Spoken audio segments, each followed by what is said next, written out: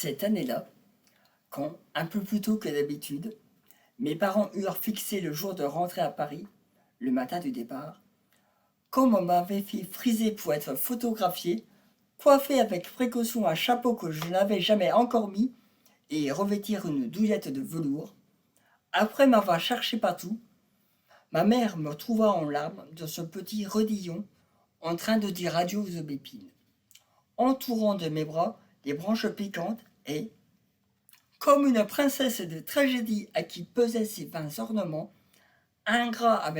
envers l'importune main qui, en formant tous ses nœuds, avait pris soin, sur mon front, d'assembler mes cheveux, foulant aux pieds mes papillotes arrachées et mon chapeau neuf. Ma mère ne fut pas touchée par mes larmes,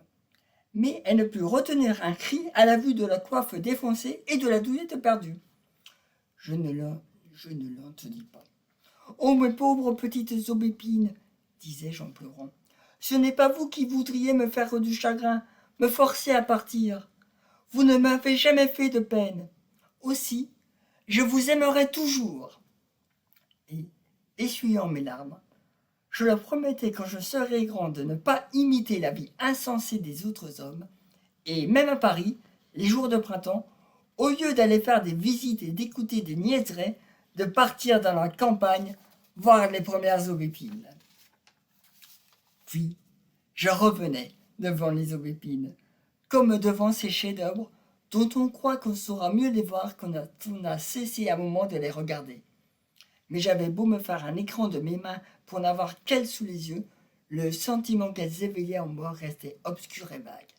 cherchant en vain à se dégager, à venir adhérer à leurs fleurs. Elles ne m'aidaient pas à l'éclaircir, et je ne pouvais demander à d'autres fleurs de le satisfaire. Alors, me donnant cette joie que nous éprouvons quand nous voyons de notre peintre préféré une œuvre qui diffère de celle que nous connaissions, ou bien,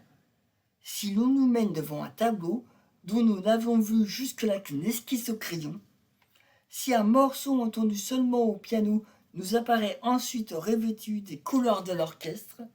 mon grand-père m'appelant et me désignant la haie de Tansonville, me dit « Toi qui aimes les aubépines,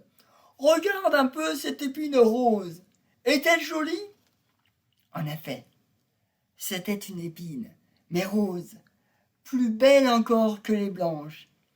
Elle aussi avait une parure de fête,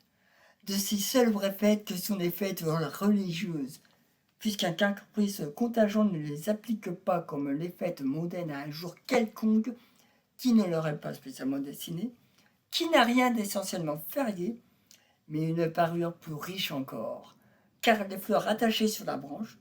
les unes au-dessus des autres, de manière à ne laisser aucune place qui ne fût décorée, comme des pompons qui environnent une houlette rococo, étaient en couleur. Par conséquent, d'une qualité supérieure selon l'esthétique de Cambrai, si l'on en jugeait par l'échelle des prix dans le magasin de la place, ou, chez Camus, où étaient plus chers ceux des biscuits qui étaient roses. Moi-même, j'appréciais plus ce fromage à la crème rose, celui où l'on m'avait permis d'écraser des fraises.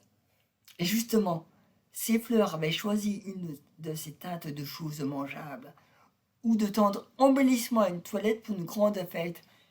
qui, parce qu'elle représente la raison de la supériorité, sont celles qui semblent plus belles avec le plus d'évidence aux yeux des enfants. En haut des branches,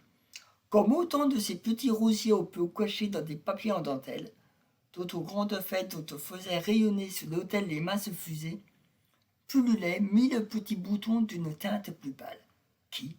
en s'entr'ouvrant, laissaient voir, comme au fond d'une coupe de marbre rose, de rouge sanguine, et trahissaient plus encore que les fleurs, l'essence particulière, irrésistible de l'épine, qui, partout où elle bourgeonnait,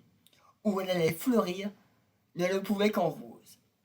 Intercalée dans la haie, mais aussi différente d'elle qu'une jeune fille robe de fête au milieu de personnes en négligé qui resteront à la maison, tout prêt pour le mois de Marie, dont il semblait faire partie déjà, tel vrillait en souriant dans sa fraîche toilette rose, l'arbuste catholique et délicieux.